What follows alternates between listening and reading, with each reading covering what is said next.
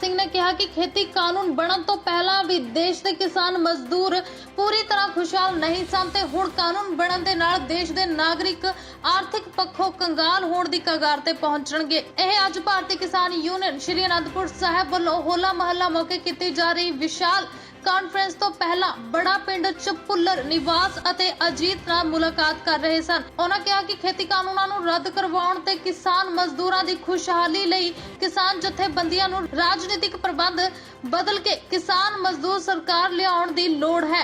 ਇਸ ਤੋਂ ਇਲਾਵਾ ਕੀ ਕੁਝ ਕਿਹਾ ਗਿਆ ਆਓ ਤੁਹਾਨੂੰ ਦਿਖਾਉਂਦੇ ਹਾਂ ਚੈਨਲ ਸ਼ਾਨ ਪੰਜਾਬੀ ਦੀ ਇਸ ਵਿਸ਼ੇਸ਼ ਰਿਪੋਰਟ ਦੇ ਵਿੱਚ।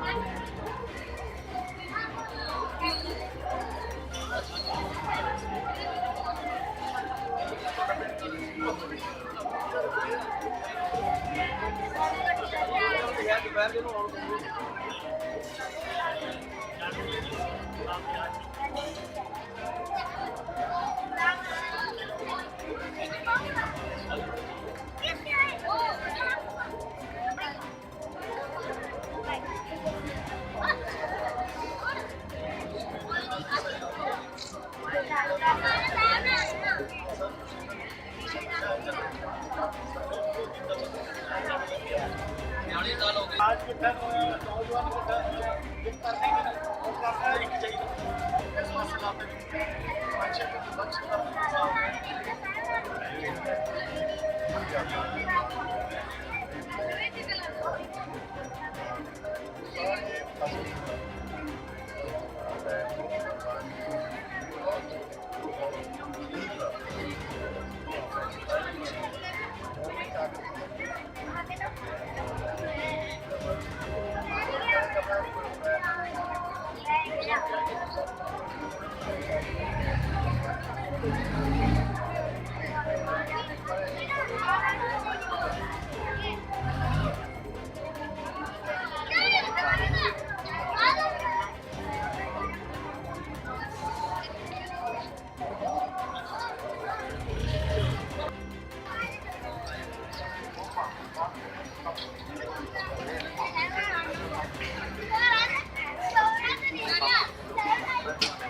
परमिशन तो कुछ फोन नहीं कर क्योंकि ने कल कलेश बड़े पाए कंपनियों का भी फोन आ जाए मगर पर जेड़ा परहेज रखो ही मैं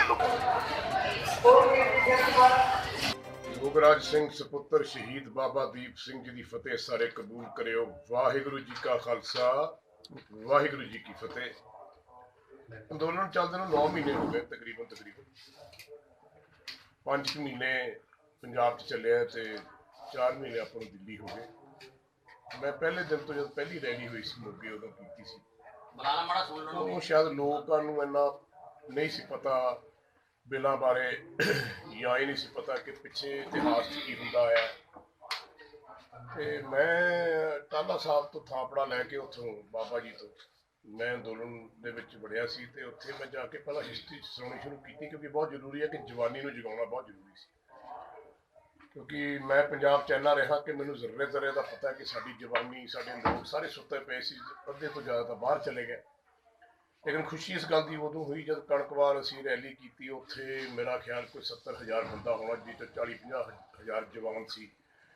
उन्होंने मैं कहा मैं दुद्धे दादे पड़दादे थोड़े प्यों दी मैं पग्गां रुलियां पईयां ने मिट्टी दे चक के कद मैं सेहरा बन्नना कुछ किन्ना कुछ इस देश होया किन्ना कुछ अपने पंजाब नाल होया तिब्बत तो लैके वो कंधार तक विच कश्मीर अपना पंजाब सी। मैं इन्ना रह गया जे हुण नहीं जागना तो जिहड़ा इन्ना रह गया ये भी चलो महाराज ने कृपा की सच्चे पातशाह दातार प्रतापी करी जांदा।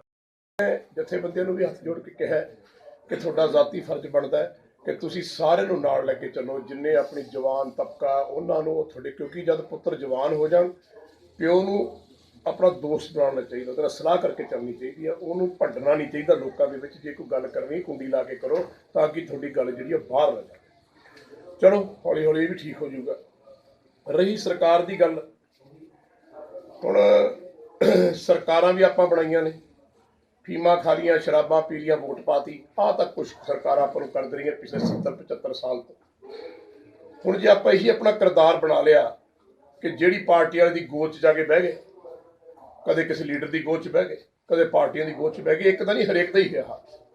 ਕਿਉਂਕਿ ਮੈਂ 65 ਸਾਲਾਂ ਦੇ ਵਿੱਚ ਜਿਹੜਾ ਜ਼ਰਾ ਪੰਜਾਬ ਦਾ ਤੇ ਇਸ ਦੇਸ਼ ਦਾ ਕੋਨਾ ਗਾਇਆ, ਤੇ ਮੇਰੇ ਤੋਂ ਜ਼ਿਆਦਾ ਕਿਸੇ ਦੀ ਦਰਦ ਦਾ ਨਹੀਂ ਪਤਾ। ਇਹ ਅੰਦੋਲਨ ਦੇ ਵਿੱਚ ਵੀ ਇਹ ਗੱਡੀਆਂ ਚੱਕ ਕੇ ਸਟੇਜਾਂ ਤੇ ਸਪੀਚਾਂ ਦੇ ਕੇ ਆਏ ਨੇ, ਮੈਂ 20 ਕਿਲੋਮੀਟਰ ਪੈਦਲ ਚੱਲ ਕੇ ਲੋਕਾਂ ਨੂੰ ਹਿੱਕ ਮਿਲਾਉਂਦਾ ਰਿਹਾ। ਅਫਸੋਸ ਦੀ ਗੱਲ ਇਹ ਹੈ ਜ਼ਿੰਦਗੀ ਦੇ ਵਿੱਚ ਕਿ ਅਸੀਂ ਕਦੇ ਇਸ ਸਿਸਟਮ ਬਾਰੇ ਸੋਚਿਆ ਨਹੀਂ।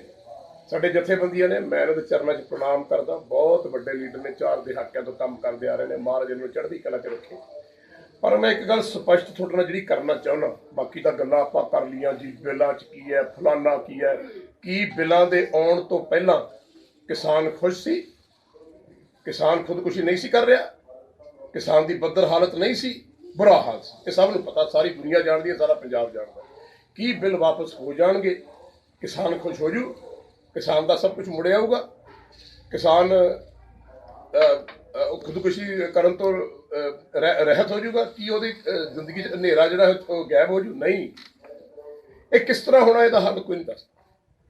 ਪਿਛਲੇ 9 ਮਹੀਨਿਆਂ ਤੋਂ ਸਟੇਜਾਂ ਦੇ ਖੜ ਬੋਲ ਰਹੇ ਨੇ, ਜਥੇਬੰਦੀਆਂ ਵੀ ਬੋਲ ਰਹੇ ਨੇ, ਬੁਲਾਰੇ ਵੀ ਬੋਲ ਰਹੇ ਨੇ। ਮੈਂ ਸੋਚੀ ਜਾਂਦਾ ਸੀ ਅੱਜ ਵੀ ਹੱਲ ਦੱਸਣਗੇ, ਅੱਜ ਵੀ ਦੱਸਣਗੇ।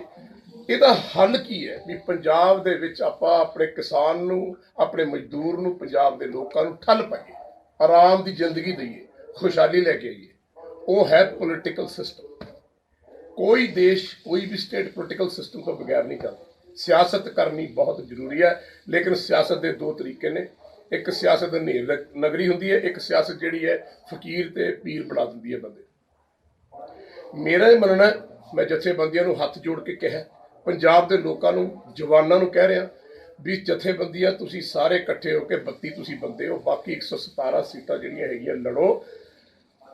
ਕਿਸਾਨ ਦੀ ਤੇ ਮਜ਼ਦੂਰ ਦੀ ਸਰਕਾਰ ਲੈ ਕੇ ਆਓ। ਜਿੰਨੇ ਆਵਾਮ ਦੇ ਬੰਦੇ ਨੇ, ਐਡੇ ਐਡੇ ਜਰਨੈਲ ਖੜੇ ਨੇ ਪੰਜਾਬ ਦੇ ਵਿੱਚ, ਐਡੇ ਐਡੇ ਯੋਧੇ ਨੇ, ਜਵਾਨੀ ਠਾਠਾ ਮਾਰਦੀ ਹੈ। ਮੈਨੂੰ ਲੋਕ ਕਹਿੰਦੇ ਨੇ, ਕਹਿੰਦਾ ਬਾਪੂ ਬੜਾ ਜਵਾਨ ਹੋਇਆ ਫਿਰਦਾ ਹੈ। ਮੈਂ ਕਿਹਾ ਜਿਹਦੇ ਸੁਪੁੱਤਰ, ਜਿਹਦੇ ਪੁੱਤ ਪੋਤੇ ਜਵਾਨ ਹੋ ਜਾਣ, ਵੱਡੇ ਹੋ ਜਾਣ ਤੇ ਲੱਠਾਂ ਵਰਗੇ ਹੋ ਜਾਣ, ਮੈਂ ਕਿਹਾ ਉਹ ਬਾਪ ਜਵਾਨ ਹੀ ਹੋ ਜਾਣਾ ਉਹ ਹੁੰਦਾ।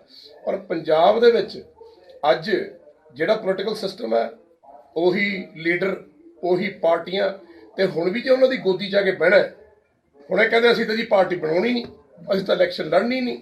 ਤੇ ਜੇ ਤੁਸੀਂ ਨਹੀਂ ਪਾਰਟੀ ਬਣਾਉਣੀ, ਨਹੀਂ ਇਲੈਕਸ਼ਨ ਲੜਨੀ, ਫਿਰ ਇਹਦਾ ਮਤਲਬ ਇਹ ਹੈ ਕਿ ਤੁਸੀਂ ਪੰਜਾਬ ਦੇ ਸਾਰੇ ਬੰਦਿਆਂ ਨੂੰ ਦੁਬਾਰਾ ਉਸੇ ਲੋਕਾਂ ਦੇ ਗੋਦ ਵਿੱਚ ਬਿਠਾਉਣਾ ਚਾਹੁੰਦੇ ਹੋ ਜਿਨ੍ਹਾਂ ਨੇ ਪਿਛਲੇ 74-75 ਸਾਲ ਤੋਂ ਖੂਨ ਚੂਸਿਆ। ਠੀਕ ਹੈ ਮੇਰੀ ਗੱਲ? ਇਸ ਕਰਕੇ ਮੇਰੀ ਬੇਨਤੀ ਹੱਥ ਜੋੜ ਕੇ ਜਥੇਬੰਦੀਆਂ ਨੂੰ ਇਹ ਹੈ ਕਿ ਤੁਸੀਂ ਆਪਣੀਆਂ ਜਿੱਦ ਛੱਡੋ। ਤੁਸੀਂ ਪਾਰਟੀ ਨਹੀਂ ਬਣਾਉਣੀ, ਚਲੋ ਨਾ ਬਣਾਓ। ਤੁਸੀਂ ਨੌਜਵਾਨਾਂ ਨੂੰ ਅੱਗੇ ਲਿਆਓ, ਦੂਜੇ ਲੀਡਰਾਂ ਨੂੰ ਅੱਗੇ ਲਿਆਓ। ਕਹਿੰਦਾ ਰਾਜੇ ਨਾ ਬਣੋ, ਚਲੋ ਰਾਜੇ ਬਣਾਓ ਤਾਂ ਸਹੀ। ਅੰਗਰੇਜ਼ੀ ਦੀ ਕਹਾਵਤ ਹੈ, don't be a king maker, don't be a king. ਰਾਜਾ ਨਾ ਬਣੋ, ਚਲੋ ਤੁਸੀਂ ਨਹੀਂ ਆਉਣਾ, ਪਰ ਤੁਸੀਂ ਰਾਜੇ ਬਣਾਓ ਤਾਂ ਸਹੀ, ਲੀਡਰ ਲਿਆਓ ਤਾਂ ਸਹੀ, ਕੱਢੋ ਤੁਸੀਂ। ਜਵਾਨੀ ਠਾਠਾ ਮਾਰਦੀ ਹੈ। ਬੁੱਧੀਜੀਵ, ਹਰ ਵਰਗ, ਹਰ ਧਰਮ ਦੇ ਬੰਦੇ ਨੂੰ ਨਾਲ ਲੈ ਕੇ ਇੱਕ ਐਸੀ ਸਰਕਾਰ ਬਣਾਓ ਕਿ ਆਉਣ ਵਾਲਾ ਸੂਰਜ ਨਵਾਂ ਪੰਜਾਬ 'ਚ ਚੜ੍ਹੇਗਾ। ਦੱਸੋ ਮੈਂ ਹੁਣ ਕੀ ਗਲਤ ਕਹਿਤਾ? ਇਹ ਮੇਰੀ ਗੱਲ ਨੂੰ ਕਹਿੰਦੇ ਜੀ ਹੁਣ ਸਾਨੂੰ ਪਾਰਟੀ ਬਣਾਉਣ ਨੂੰ ਕਹਿੰਦਾ। ਕਰਨਾ परमात्मा ने है, हुक्म रजाई चलना नानक लिखिया नाल, हुक्मे अंदर सबको बाहर हुक्म ना कोई। मैं तो मेरे छोटे वीर अपने गुरु के घर का होका दिंदा फिरदा। मैनूं तो टाला साहब बाबा दीप सिंह जी स्थान तो दर्शन सिंह जी ने कहा, बाबा जी ने, कि भाई गुरु घर ने ते तो बहुत सेवावां लैनी है अजे, ते पंजाब का बोझ तेरे मोढे ते अगे गिरना है, तू किसानां दे नाल खड़ना है। मैं वो होका दिंदा फिरदा। वो ना चौकी दा तुरिया फिरदा हुंदा, जागते रहो, कोई लुट के ना लै जाए समान तुहाडा है जी, पगड़ी संभाल जट्टा लुट गया माल तेरा। वो गाना तुसीं सुनिया होना। मैं तो ਉਹਦਾ ਹੋਕਾ ਦਿੰਦਾ ਫਿਰਦਾ ਤੇ ਮੈਂ ਤਾਂ ਕਿੰਗ ਮੇਕਰਾਂ ਚੋਂ ਆ, ਲੇਕਿਨ ਮੈਂ ਆਪ ਹੀ ਕਿੰਗ ਨਹੀਂ, ਨਾ ਮੈਂ ਸਿਪਾਹੀ। ਇਹ ਜਿਹੜੇ ਜਥੇਬੰਦੀਆਂ ਨੇ 4 ਦਹਾਕੇ ਤੋਂ ਕੰਮ ਕਰਦੀ ਆ ਰਹੀ ਹੈ, ਜ਼ਿੰਮੇਵਾਰੀ ਮੈਂ ਇਹਨਾਂ ਦੇ ਮੋਢੇ ਤੇ ਪਾਉਣਾ ਚਾਹੁੰਦਾ। ਇਹ ਜ਼ਿੰਮੇਵਾਰੀ ਮੈਂ ਪੰਜਾਬ ਦੇ ਯੂਥ ਤੇ ਪਾਉਣਾ ਚਾਹੁੰਦਾ, ਪੰਜਾਬ ਦੇ ਬੁੱਧੀਵਾਨ ਜੀਵਾਂ ਤੇ ਪਾਉਣਾ ਚਾਹੁੰਦਾ। ਜਿਹੜਾ ਰਿਕਸ਼ਾ ਚਲਾ ਰਿਹਾ, ਰੂੜੀ ਕੁੱਟ ਰਿਹਾ, ਉਹ ਵੀ ਆਪਣਾ ਸਾਥੀ ਹੈ। ਗੁਰੂ ਸਾਹਿਬ ਨੇ ਆਖਿਆ ਏਕ ਨੂਰ ਤੇ ਸਭ ਜੇ ਉਪਜਿਆ ਕੌਣ ਭਲੇ ਕੋ ਮੰਦੇ। ਉਹ ਵੀ ਬੁੱਧੀਜੀਵ ਹੈ। ਉਹਦੇ ਚੋਂ ਕੋਈ ਚੰਗਾ ਬੰਦਾ ਵਰਗ ਚੋਂ ਕੱਢੋ, ਹਰੇਕ ਧਰਮ ਚੋਂ ਕੱਢ ਕੇ ਉਹਨੂੰ ਲੀਡਰ ਬਣਾਓ। ਤੁਹਾਨੂੰ ਪਤਾ ਤੁਸੀਂ ਲੋਕਾਂ 'ਚ ਘੁੰਮਦੇ ਫਿਰਦੇ ਹੋ। ਮੈਂ ਤਾਂ ਇੱਕ ਹੋਕਾ ਦੇਣ ਵਾਲਾ ਬੰਦਾ, ਚੌਕੀਦਾਰ, ਗੁਰੂ ਘਰ ਦਾ ਕੁੱਕਰ, ਕੁੱਤਾ। ਉਹ ਇਹ ਭੌਂਕਦਾ ਫਿਰਦਾ ਵੀ ਗੁਰੂ ਆ ਕਹਿੰਦਾ ਭਾਈ ਮੰਨ ਲਓ। ਸੋ ਮਰਜ਼ੀ ਜਥੇਦਾਰਾਂ ਦੀ ਹੈ, ਜਥੇਬੰਦੀਆਂ ਦੀ ਹੈ, ਇਹਨਾਂ ਨੇ ਪੰਜਾਬ ਨੂੰ ਸੰਭਾਲਣਾ ਜਾਂ ਨਹੀਂ ਸੰਭਾਲਣਾ, ਜਵਾਬਦਾਰੀ ਪੰਜਾਬ ਦੇ ਲੋਕਾਂ ਦੀ। ਬਾਈ ਜੀ 3 ਬਿੱਲਾਂ ਦਾ ਵਿਰੋਧ ਨਹੀਂ ਹੋ ਰਿਹਾ, ਆਪਣੇ ਹੱਕ ਦੀ ਲੜਾਈ ਹੋ ਰਹੀ। 3 ਬਿੱਲ ਇੱਕ ਪਾਰਟ ਆਫ ਸਿਸਟਮ ਹੈ, ਇਹ ਵਾਪਸ ਹੋਣੇ ਚਾਹੀਦੇ ਹੈ, ਲੇਕਿਨ ਕਈ ਅੰਦੋਲਨ ਜਿਹੜੇ ਨੇ ਉਹ ਬਹੁਤ ਦੂਰ ਤੱਕ ਚਲੇ ਜਾਂਦੇ ਨੇ। ਮੈਂ ਤਾਂ ਕਹਿੰਦਾ 3 ਬਿੱਲਾਂ ਦੇ ਨਾਲ ਅਸੀਂ ਆਪਣੇ ਹੱਕਾਂ ਦੀ ਗੱਲ ਵੀ ਕਰੀਏ, ਕਿਉਂਕਿ ਹੁਣ ਸਮਾਂ, ਹੁਣ ਦੁਨੀਆ ਜਾਗ ਗਈ ਹੈ। ਤੇ ਅੰਦੋਲਨ ਹੁਣ 1909 ਦੇ ਵਿੱਚ ਸ਼ੁਰੂ ਹੋਇਆ ਸੀ। ਭਗਤ ਸਿੰਘ ਦੇ ਚਾਚਾ ਜੀ ਸਰਦਾਰ ਅਜੀਤ ਸਿੰਘ ਜੀ, ਉਹਨਾਂ ਦੇ ਫਾਦਰ ਸਰਦਾਰ ਕਿਸ਼ਨ ਸਿੰਘ ਜੀ, ਉਹਨਾਂ ਨੇ ਸ਼ੁਰੂ ਕੀਤਾ ਸੀ। ਔਰ ਤੁਸੀਂ ਦੇਖੋ ਉਦੋਂ ਰੇਲ ਗੱਡੀਆਂ ਤੇ ਰੇਲ ਪਟੜੀਆਂ ਤੇ ਲੋਕੀ ਬੈਠ ਕੇ ਸੀ, ਜਿਵੇਂ ਸ਼ੰਭੂ ਬਾਰਡਰ 'ਚ ਬੈਠੇ ਸੀ। ਗੋਰਿਆਂ ਨੇ ਕੀ ਕੀਤਾ, ਗੱਡੀਆਂ ਚਲਾਤੀਆਂ, 40-50 ਹਜ਼ਾਰ ਬੰਦਾ ਵੱਢਿਆ ਗਿਆ, ਸ਼ਹੀਦ ਹੋ ਗਿਆ। ਲੇਕਿਨ 9 ਮਹੀਨੇ ਬਾਅਦ ਬਿੱਲ ਵਾਪਸ ਕਰਨੇ, ਪਰ ਉਹਨਾਂ ਦੇ ਬਿੱਲ ਤਾਂ ਜ਼ਿਆਦਾ ਖਤਰਨਾਕ ਸੀ, ਆਪਣੀ ਫਸਲਾਂ ਤੇ ਟੈਕਸ ਲਾਤਾ ਸੀ। ਤੇ ਇਹ ਜਿਹੜਾ ਹੈਗਾ ਤਾਂ ਘਰ ਦੀ ਲੜਾਈ ਹੈ। ਕਹਿੰਦੇ ਬਾਹਰ ਦੀ ਲੜਾਈ ਤਾਂ ਆਪਾਂ ਲੜ ਲਈਏ, ਅੰਗਰੇਜ਼ ਸੀਗੇ, ਬਾਹਰੋਂ ਆਏ ਸੀ, ਆਪਾਂ ਲੜਦੇ ਵੀ ਚੰਗੇ ਲੱਗਦੇ ਸੀ, ਆਪਾਂ ਮੁਗਲਾਂ ਨਾਲ ਵੀ ਲੜਦੇ ਚੰਗੇ ਲੱਗਦੇ ਸੀ, ਕਿਉਂਕਿ ਉਹ ਬਾਹਰੋਂ ਆਏ ਸੀ। ਆਹ ਹੁਣ ਘਰ ਦਾ ਕਲੇਸ਼ ਹੈ। ਜਿਸ ਘਰ ਦੇ ਵਿੱਚ ਕਲੇਸ਼ ਹੋਵੇ ਉਹ ਘਰ ਬਰਬਾਦ ਹੋ ਜਾਇਆ ਕਰਦੇ ਨੇ, ਜਿਸ ਦੇਸ਼ ਦੇ ਵਿੱਚ ਕਲੇਸ਼ ਹੋਵੇ ਉਹ ਦੇਸ਼ ਬਰਬਾਦ ਹੋ ਜਾਇਆ ਕਰਦੇ ਨੇ, ਜਿਸ ਕੌਮ ਦੇ ਵਿੱਚ ਕਲੇਸ਼ ਹੋਵੇ ਉਹ ਕੌਮਾਂ ਬਰਬਾਦ ਹੋ ਜਾਇਆ ਕਰਦੀਆਂ ਨੇ। ਸੋ ਮੈਂ ਵੱਡ ਵਡੇਰਿਆਂ ਨੂੰ ਹੱਥ ਜੋੜਦਾ, ਜਿਹੜੇ ਤਖਤੋਂ ਤਾਜ ਤੇ ਬੈਠੇ ਆ, ਉਹ ਤੁਹਾਡੀ 70 80 ਸਾਲ ਦੀ 75 ਸਾਲ ਦੀ ਉਮਰ ਹੋ ਗਈ, ਕਿੰਨਾ ਕੁ ਲੁੱਟ ਕੇ ਖਾਣਾ ਹੈ, ਪੋਤੇ ਪੜਪੋਤੇ ਆਪਣੇ ਪਰਿਵਾਰ ਵਾਸਤੇ ਕਿੰਨਾ ਕੁ ਜੋੜਨਾ, ਤੁਹਾਨੂੰ ਸ਼ਰਮ ਆਉਣੀ ਚਾਹੀਦੀ ਹੈ। ਮੈਂ ਪੰਜਾਬ ਦੇ ਲੀਡਰਾਂ ਨੂੰ ਵੀ ਗੱਲ ਕਹਿਣਾ, ਕਿੰਨਾ ਕੁ ਜੋੜੀ ਜਾਣਾ, ਕਿੰਨੀਆਂ ਕੁ ਜੱਟਾਂ ਦੀਆਂ ਤੁਸੀਂ ਜ਼ਿਮੀਂਦਾਰ ਦੀਆਂ ਫਸਲਾਂ ਲੈ ਕੇ, ਕਿਸੇ IAS ਅਫਸਰ ਦੀ 200 ਕਿੱਲੇ, PCS ਅਫਸਰ ਦੀ 300 ਕਿੱਲੇ ਜ਼ਮੀਨਾਂ ਜਾਇਦਾਦਾਂ ਤੁਸੀਂ ਦੱਬੀਆਂ ਵੀ ਹੈ, ਤੁਹਾਨੂੰ ਸ਼ਰਮ ਨਹੀਂ ਆਉਂਦੀ। ਸੋ ਮੇਰੀ ਬੇਨਤੀ ਹੈ ਹੱਥ ਜੋੜ ਕੇ, ਮੇਰੇ ਤਾਂ ਸਾਥ ਦਾ ਕੁਝ ਨਹੀਂ ਜਾਣਾ, ਪਰ ਮੈਨੂੰ ਤਕਲੀਫ ਜ਼ਿੰਦਗੀ 'ਚ ਬਹੁਤ ਹੋਊਗੀ ਕਿ ਪੰਜਾਬ ਦੀ ਧਰਤੀ ਦੇ ਲੋਕਾਂ ਦੇ ਛਾਤੀ ਤੁਸੀਂ ਬਰਛਾ ਗੱਡ ਕੇ ਤੇ ਮੁੜ ਕੇ ਤੁਸੀਂ ਪੁੱਛਿਆ ਨਹੀਂ। ਸੋ ਜੇ ਪੋਲੀਟੀਕਲ ਸਿਸਟਮ ਆਪਣਾ ਠੀਕ ਨਹੀਂ ਹੋਊਗਾ, ਇਹ ਅੰਦੋਲਨ ਦੇਖੋ 2 ਗੱਲਾਂ ਸੰਭਾਲਣ ਵਾਲੀਆਂ ਨੇ।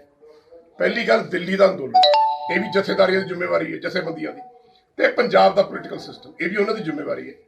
ਜ਼ਿੰਮੇਵਾਰੀ ਤਾਂ ਹੀ ਨਿਭਾ ਸਕੋਗੇ ਜੇ ਸਾਰੇ ਨੌਜਵਾਨਾਂ ਨੂੰ, ਸਾਰੇ ਵਰਗ ਦੇ ਲੋਕਾਂ ਨੂੰ, ਸਾਰੇ ਧਰਮ ਦੇ ਲੋਕਾਂ ਨੂੰ ਨਾਲ ਲੈ ਕੇ ਚੱਲੋਗੇ। ਇਸ ਤੋਂ ਬਗੈਰ ਗੱਲ ਨਹੀਂ ਬਣਨੀ। ਇਸੇ ਧਰਤੀ ਤੇ ਜਿੱਥੇ ਆਪਾਂ ਬੈਠੇ ਹਾਂ ਬਾਈ ਜੀ, ਗੁਰੂ ਗੋਬਿੰਦ ਸਿੰਘ ਜੀ ਮਹਾਰਾਜ ਨੇ ਇੱਥੇ ਸਿੱਖੀ ਸਾਜੀ। ਕਿਉਂ ਸਾਜਣੀ ਪਈ? ਪੰਡਾਲ ਦੇ ਵਿੱਚ 80,000 ਬੰਦਾ ਸੀ ਜਦ ਗੁਰੂ ਸਾਹਿਬ ਆਪਣੀ ਸ੍ਰੀ ਸਾਹਿਬ ਲੈ ਕੇ ਆ ਕੇ ਸੀਸ ਮੰਗਣ ਆਏ। ਕਿਉਂ ਕਰਨਾ ਪਿਆ? ਕਿਉਂਕਿ 1300-1400 ਸਾਲਾਂ ਤੋਂ ਹਿੰਦੁਸਤਾਨ ਦੇ ਵਿੱਚ ਜਦ ਮੁਗਲ ਰਾਜ ਕਰ ਰਹੇ ਸੀ, ਉਹਨਾਂ ਦੀ ਜੜ ਪੁੱਟਣ ਵਾਸਤੇ ਖਾਲਸਾ ਸਜਾਇਆ। ਕਿਆ ਖਾਲਸਾ ਬਣਾਇਆ? ਅਕਾਲ ਪੁਰਖ ਦਾ ਰੂਪ ਬਣਾਇਆ। ਉਸ ਰੂਪ ਨੇ ਹਿੰਦੁਸਤਾਨ, ਉਸ ਫੌਜ ਨੇ, ਉਸ ਖਾਲਸੇ ਨੇ, ਉਹ ਗੁਰੂਆਂ ਦੇ ਸਦਕੇ, ਪੀਰਾਂ ਫਕੀਰਾਂ ਦੇ ਸਦਕੇ ਇਹ ਹਿੰਦੁਸਤਾਨ ਦੀਆਂ ਗੁਲਾਮੀ ਦੀਆਂ ਜੰਜੀਰਾਂ ਕੱਟੀਆਂ ਗਈਆਂ। ਮੈਂ ਗਲਤ ਕਹਿ ਰਿਹਾ ਕਿ ਠੀਕ ਕਹਿ ਰਿਹਾ, ਇਤਿਹਾਸ ਆਪਾਂ ਸਾਰੇ ਜਾਣਦੇ ਹਾਂ। ਤੇ ਆਪਾਂ ਉਹਨਾਂ ਦੇ ਬੱਚੇ, ਉਹਨਾਂ ਦੇ ਗੁਰੂ ਪੀਰਾਂ ਨੇ ਆਪਾਂ ਨੂੰ ਥਾਪੜਾ ਦੇ ਕੇ ਕਿਹਾ, ਕੱਲ ਨੂੰ ਗੁਰੂਆਂ ਨੇ ਪੁੱਛਣਾ। ਅੱਜ ਜਿੰਨੇ ਵੀ ਲੀਡਰ ਸਾਹਿਬਾਨ ਨੇ, ਜਿੰਨੇ ਵੀ ਪਾਰਟੀਆਂ ਵਾਲੇ ਬੰਦੇ ਨੇ, ਇਹਨਾਂ ਦੀਆਂ ਸਜ਼ਾਵਾਂ ਤਾਂ ਉਹਨੇ ਤੈਅ ਕਰ ਰੱਖੀ ਹੈ, ਪਰ ਉਹਨਾਂ ਨੇ ਆਪਾਂ ਨੂੰ ਵੀ ਪੁੱਛਣਾ ਕਿ ਤੂੰ ਯੋਗਰਾਜ ਸਿੰਘ, ਤੂੰ ਫਲਾਨਾ, ਤੂੰ ਮਦਨ, ਤੂੰ ਇਕਬਾਲ, ਤੂੰ ਕੀ ਕੀਤਾ? ਤੁਸੀਂ ਹੈ, ਤੁਸੀਂ ਹੋਕਾ ਨਾ ਦੇ ਸਕੇ, ਤੁਸੀਂ ਮਰ ਨਾ ਸਕੇ, ਤੁਸੀਂ ਲੋਕਾਂ ਨੂੰ ਜੋ ਕਿ ਇਹ ਨਾ ਕਹਿ ਸਕੇ ਵੀ ਆਹ ਕਰਨਾ। ਸੋ ਮੈਂ ਤਾਂ ਬੁਲੰਦ ਆਵਾਜ਼ 'ਚ ਬੋਲ ਰਿਹਾ, ਜਦ ਤੱਕ ਮੇਰੇ ਸਾਹ ਮੈਂ ਬੋਲੂੰਗਾ।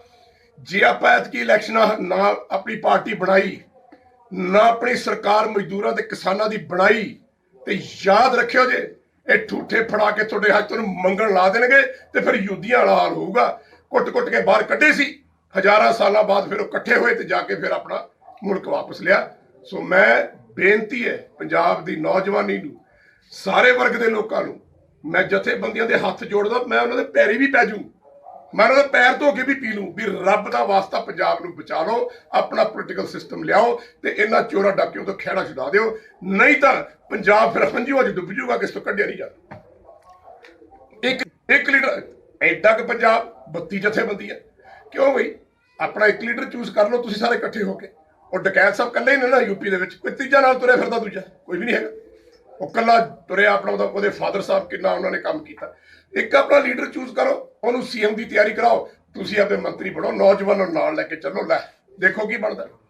ਮੈਂ ਦਾਅਵੇ ਨਾਲ ਕਹਿ ਸਕਦਾ, ਜਿਹੜਾ ਵਿਕੂਗਾ, ਜਿਹੜਾ ਪੈਸੇ ਖਾਊਗਾ, ਜਿਹੜਾ ਕੋਈ ਗੱਲ ਪੰਜਾਬ ਦੀ ਧਰਤੀ ਨਾਲ ਧੋਖਾ ਕਰੂਗਾ ਸਮਾਨ ਨਾਲ, ਉਹ ਦੇਣਦਾਰ ਹੈ ਗੁਰੂ ਦੇ ਘਰ ਦਾ। ਸਾਰਿਆਂ ਨੂੰ ਚੱਕ ਕੇ ਲੀਡਰਾਂ ਜਿਹਨੂੰ ਇਲੈਕਸ਼ਨ ਲੜਾਉਣੀਆਂ, ਹਰਮੰਦਰ ਸਾਹਿਬ ਲੈ ਜਾਓ, ਦਰਗਾਹ ਮੰਦਿਰ ਲੈ ਜਾਓ, ਰਾਮ ਤੀਰਥ ਲੈ ਜਾਓ, ਬਾਬਾ ਬੁੱਢਾ ਜੀ ਲੈ ਜਾਓ, ਕਸਮਾਂ ਖਵਾਓ ਉੱਥੇ ਵੀ ਜੇ ਤੁਸੀਂ ਪੰਜਾਬ ਦੀ ਧਰਤੀ ਨਾਲ ਧਰੋਹ ਕੀਤਾ, ਤੁਹਾਡਾ ਸੀਸ ਵੱਢ ਕੇ ਨੇਜੇ ਟੰਗ ਦਿੱਤਾ ਜਾਏਗਾ। ਕਸਮਾਂ ਖਾਓ, ਚਲੋ ਕਸਮ ਖਾ ਲੈ ਤਾਂ ਝੂਠੇ ਹੁੰਦੇ ਨੇ, ਵੈਸੇ ਗੁੱਟ ਕੇ ਫੜ ਕੇ ਝੂਠੀਆਂ ਕਸਮਾਂ ਖਾਂਦੇ ਆ। ਵਚਨ ਦਿਓ ਆਪਦੇ ਗੁਰੂ ਨੂੰ, ਫਿਰ ਗੁਰੂ ਜਾਣੇ ਤੇ ਤੁਸੀਂ ਜਾਣੋ। ਇਹ ਮੇਰਾ ਸਾਰਿਆਂ ਨੇ ਸੁਣਿਆ। ਕੀ ਗਲਤ ਮੈਂ ਕਿਹਾ?